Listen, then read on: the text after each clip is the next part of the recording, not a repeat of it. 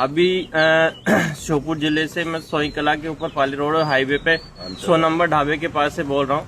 तो ये गुड़िया है, छोटी सी नन्ही सी जान है, लगभग 2.5 से 3 साल की बच्ची है। इसको पता नहीं इसके माँ बाप हैं या कोई है जो भी उसको छोड़ करके यहाँ पे चले गए। ये बच्ची जब से रो रही है अभी तो जब मैं बच्ची की देखभाल करती थी तो उनको बच्ची के प्रति मैंने उनका भेद मतलब उनका परिवर्तन अलग ही देखा। खान पीने में उस बच्चे से भेदभाव करते थे और किसी चीज पे भी उसको बहुत टॉर्चर करते थे, मार देते थे। मध्य प्रदेश के श्योपुर में 18 अप्रैल को एक वीडियो सोशल मीडिया पर वायरल हुआ। इस वीडियो में एक युवक गोद में एक मासूम को लेकर ये कहता हुआ सुनाई दिया कि उसे नेशनल हाईवे पर लावारिस हालत में 2 साल की एक मासूम मिली है जो कुछ बोल नहीं पा रही है। ये वीडियो सोशल मीडिया पर वायरल हुआ तो भोपाल की रहने वाली एक महिला ने इस बच्ची की पहचान की और इसके परिजनों की जानकारी श्योपुर पुलिस को दी। श्योपुर पुलिस भोपाल आई और दंपत्ति को गिरफ्तार करके ले गई, लेकिन जब पूछताछ हुई तो पुलिस के भी कान खड़े हो गए, क्योंकि जिस बच्ची को परिजन नेशनल हाईवे पर 20 सड़क पर छोड़कर चले गए थे वो उनकी बच्ची नहीं थी, ना ही उस बच्ची को इस दंपत्ति ने गोद लिया था। इस बच्ची को इन दंपत्ति ने 1 लाख रुपए में सौदा करके खरीदा था जब ये महज 6 दिन की बच्ची थी। लेकिन इस पूरे मामले के खुलासे के बाद आखिर कैसे नेटवर्क भोपाल से लेकर धार, इंदौर, उज्जैन और श्योपुर तक जुड़ते हुए नजर आए, ये मानव तस्करी से जुड़ी सबसे बड़ी अहम खबर की जानकारी पाकर आप भी चौंक जाएंगे।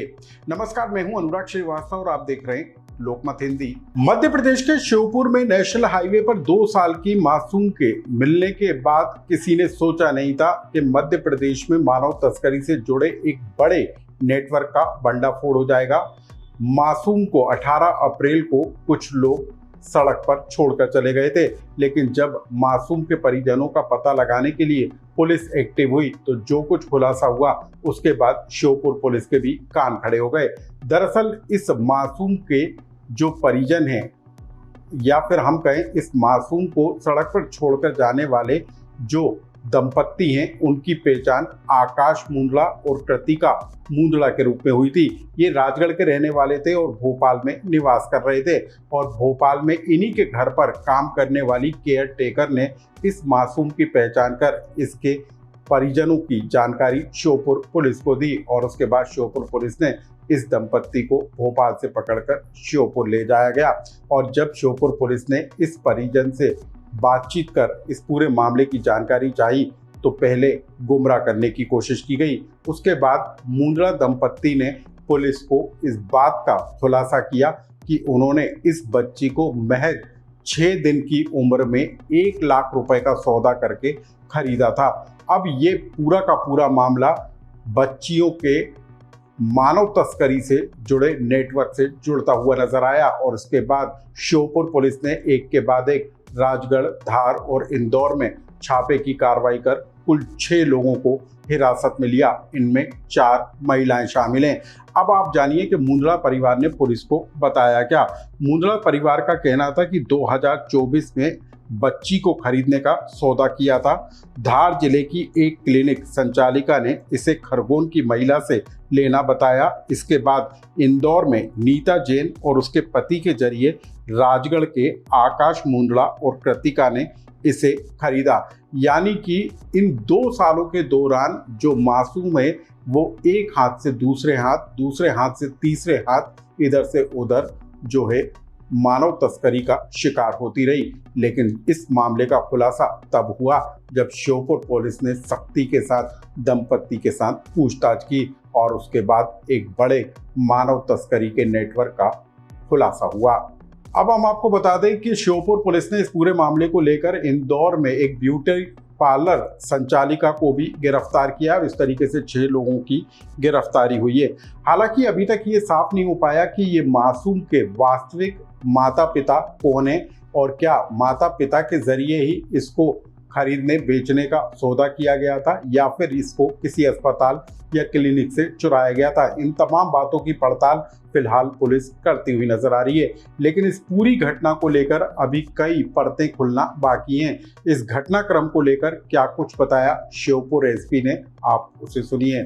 जैसा कि आपको पता है 18 अप्रैल को जो बच्ची हमको नेशनल हाईवे पर मिली थी, उस बच्ची के संबंध में प्रारंभिक कार्रवाई करने के बाद उसके जो छोड़ने वाले जो तथाकथित माता पिता हैं, इनके संबंध में जानकारी ली गई थी और पुलिस के द्वारा भोपाल से जो उसके कथित माता पिता हैं उनको गिरफ्तार करके उनसे पूछताछ की गई थी। पूछताछ में प्रारंभिक तौर पर उन्होंने ये बताया था कि बच्ची उन्होंने गोद ली थी और उसको भली-भांति पालन पोषण कर रहे थे, बट आर्थिक स्थिति ठीक न होने की वजह से उन्होंने बच्ची को छोड़ दिया है।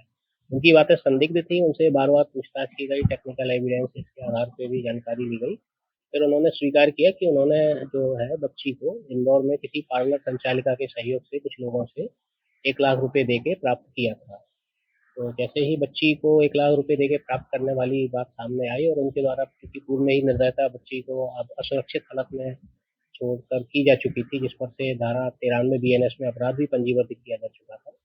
अब हम आपको बता दें कि इस पूरे मामले के तार मध्य प्रदेश के अलग अलग जिलों से जुड़ते हुए नजर आ रहे हैं और पुलिस उन तमाम पहलुओं पर गहनता के साथ जो है परीक्षण करती हुई नजर आ रही है जो इस मासूम की जिंदगी से जुड़े हुए हैं, और साथ ही इस बात का भी पता लगाया जा रहा है कि इस क्या नेटवर्क के मध्य प्रदेश के अलावा दूसरे राज्यों में भी कोई कनेक्शन निकल रहा है। अब हम आपको बता दें कि मध्य प्रदेश देश के उन राज्यों में शुमार है जहां पर मानव तस्करी के मामले बड़ी संख्या में निकल कर आते हैं। मध्य प्रदेश में बड़ी संख्या में बच्चियों के लापता होने की खबरें आती हैं, लेकिन इसी बीच इस मामले के खुलासे होने के बाद अब जो है मानव तस्करी से जुड़े एक बड़े नेटवर्क का खुलासा होता हुआ नजर आ रहा है। इस महत्वपूर्ण खबर से जुड़ा यदि आपका कोई सुझाव कमेंट्स हो तो हमें कमेंट्स बॉक्स में लिखकर जरूर बताएं।